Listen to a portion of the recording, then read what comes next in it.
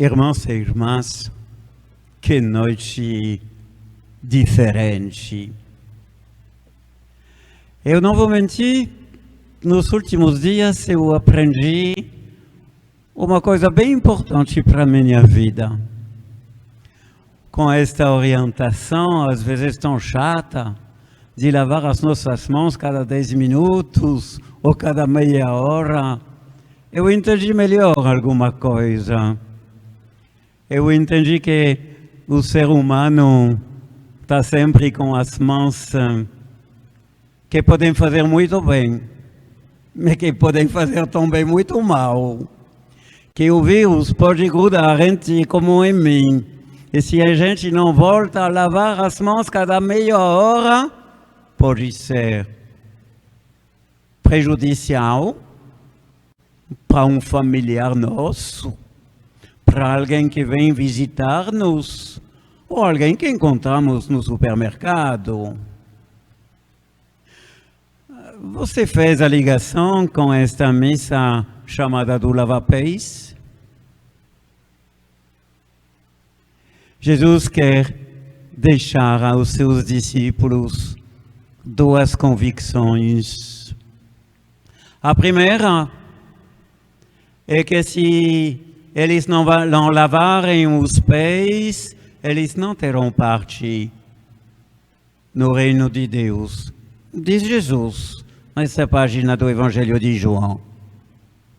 Tem dentro de nós algo que nos prende e pretende matar-nos. Não é o coronavírus, é outra coisa que é espiritual, não gruda na mão nem no pé, gruda no coração, mas o gesto de Jesus é bem significativo.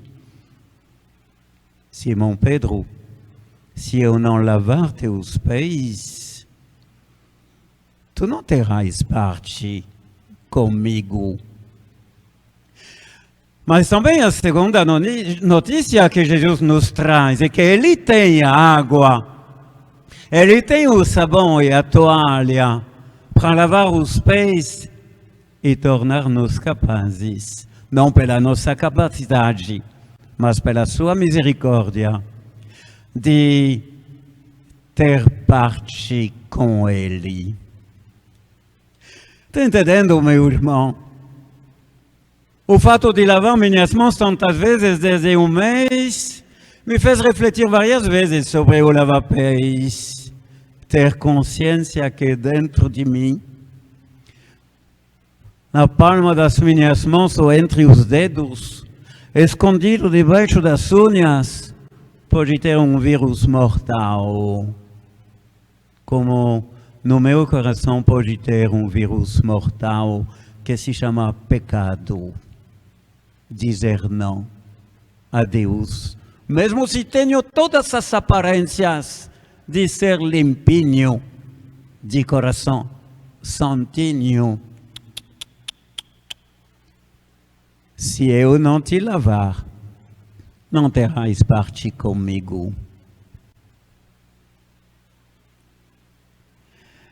A noite do lava-pés traz esta dupla afirmação de Jesus.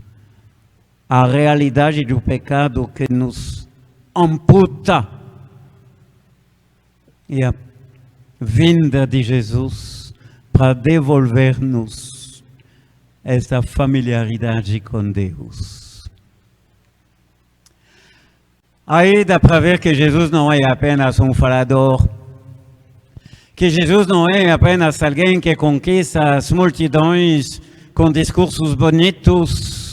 Jesus está se ajoelhando diante de discípulos que daqui a pouco vão trair, outro negá-lo 3 vezes e todos os demais fugir, se dispersar. E diante daqueles homens covardes que Jesus está se ajoelhando porque ele vê neles uma pessoa che pode essere lavada. Essendo lavada, si tornerà partecipanti da vida de Deus e será para sempre. E como Jesus não é um acusador, mas sim alguém que ama, ele não tem vergonha de se ajoelhar e lavar os pés. Tu sabes que o gesto de lavar os pés no mundo grego-romano era o gesto dos escravos diante dos senhores. E Jesus se coloca do lado dos escravos para lavar os senhores que são a seus olhos os discípulos. Para o ser humano, para Jesus, perdoe-me, para Jesus, o ser humano não vale menos do que Deus. E é nesta luz que vamos compreender a Eucaristia, que nesta noite ele inaugura como plenitude da Páscoa, até então celebrada pelos judeus. Ele celebra a Eucaristia e ele faz dos seus discípulos covardes e cheios de medo os ministros, os padres, para celebrar esta Eucaristia até o fim dos tempos. Mas o que tem nesta Eucaristia para ser assim tão grandioso? Está escrito nas palavras que Jesus nos deixa e que nós, padres, repetimos a cada missa, lutando até para que a rotina nunca apague a essência.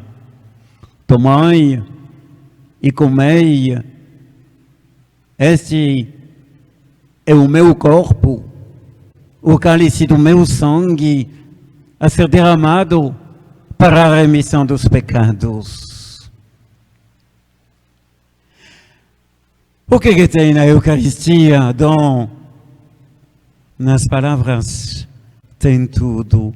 Tomai e comei, tomai e bebei, é um banquete que Jesus nos convida a celebrar. Banquete de quem está a caminho e precisa receber forças. Banquete de quem está a caminho rumo ao reino do céu, descrito tantas vezes como uma sobreabundância divina, onde todos nós seremos infinitamente preenchidos pela visão face a face de Deus. Tomai e comei, tomai e bebei, senão o caminho seria longo demais para vós. Mas vêm as palavras seguintes: isto é o meu corpo, isto é o meu sangue. Quer dizer que o que tu vais receber nesta Sagrada Eucaristia não é mais um pedaço de pão, não é mais um pouco de vinho, é presença. É presença absoluta de um Deus infinitamente humilde para se esconder desse jeito, mas totalmente, a 100% oferecido a ti, a mim, aos teus filhos e filhas, contém esta alegria de dar o passo da primeira, da segunda, da centésima Eucaristia. É sacramento da presença de Jesus. Jesus encontrou nada mais humilde do que um pouco de pão e um pouco de vinho para manifestar o que Ele quer ser para nós. Ele guarda a aparência do pão e do vinho, mas Ele muda a essência. É Ele, o meu corpo, o meu sangue, que eu vos dou. Os esposos sabem, o que significa a presença e o compromisso presente no dom dos corpos pelo amor. Senão, o gesto é apenas uma mentira e às vezes uma prostituição.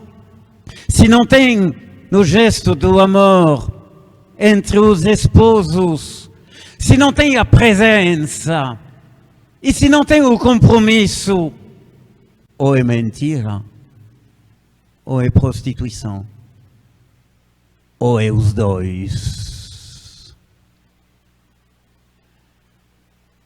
E com essa comparação com a beleza do gesto conjugal que Jesus veio revelar, o presente que ele vai fazer de si à igreja, a todo membro da igreja que jogou para trás o seu velho manto de pecados, deixou Jesus lavar os pés, os olhos, as mãos, o coração sobretudo. Bem-vindo, meu irmão, no corpo e no sangue do Senhor. Eles entram em ti, mas és tu que entram neles. Batizado, tu és batizado para viver como filho no Filho único e amado de Deus. Batizada, tu és batizada para viver como filha no Filho único e amado de Jesus.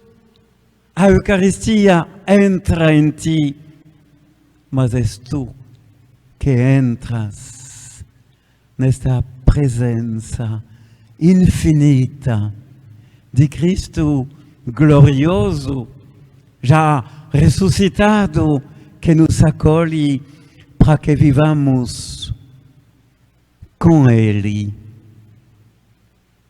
por Ele e nele.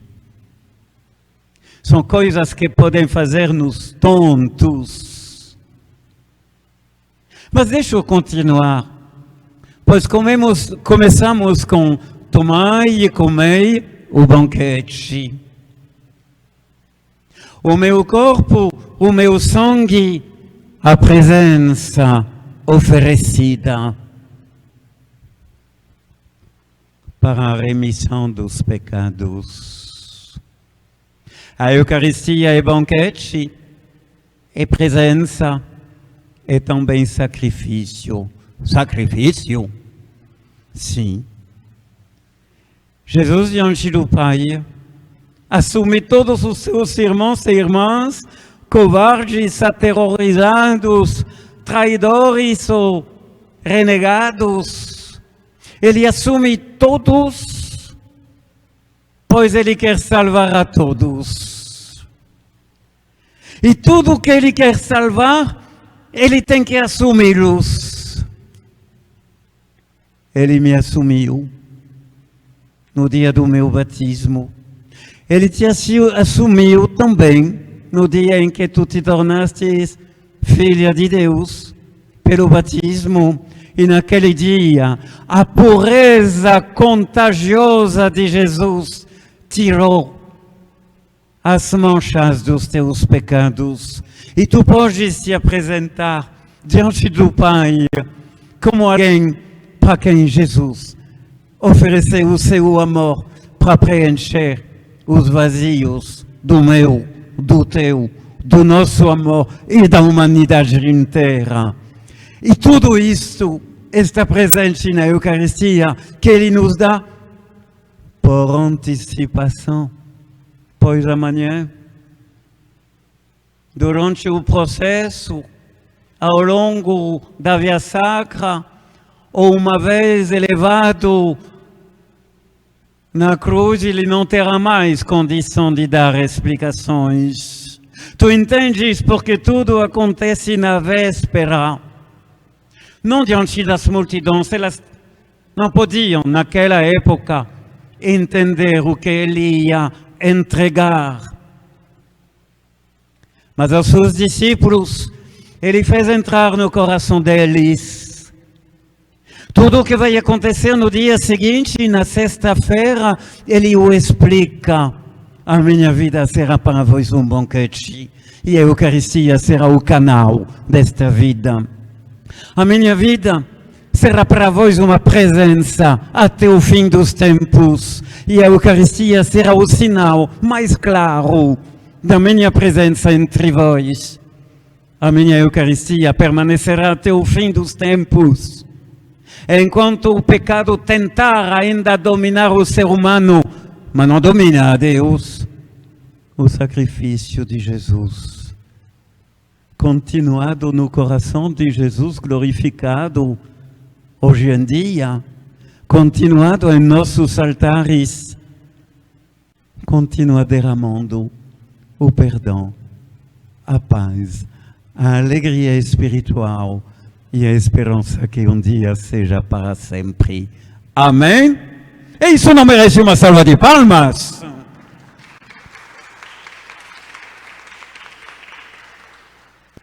Então, meu irmão, estamos apenas dando o primeiro passo, mas quanta coisa neste primeiro passo. Não se esqueça. Tudo isso te é dado para que tu possas viver com Cristo e como Cristo. Por Cristo, que reina em ti, pela comunhão eucarística que tu recebes, se ela é vivida na autenticidade, na verdade, e viver em Cristo. Pois se tu comes aquele pão de vida, aquela bebida de salvação, não é para colocar numa gaveta, é para que reine em ti. Que o reino de Deus comece em ti e que ele possa aos poucos alcançar a tua família. Que os teus filhos, vendo tua vida, digam: é assim que eu quero ser, como Cristo, que meu Pai ama e se esforça por seguir. Como Cristo, que a minha mãe adora e a quem ela se entrega por inteiro. É o sentido desta Eucaristia. Se não era melhor deixá-la no sacrário e pronto, que ninguém toque nela. Não, Cristo quer descer no teu coração e ser fonte de vida nova para ti.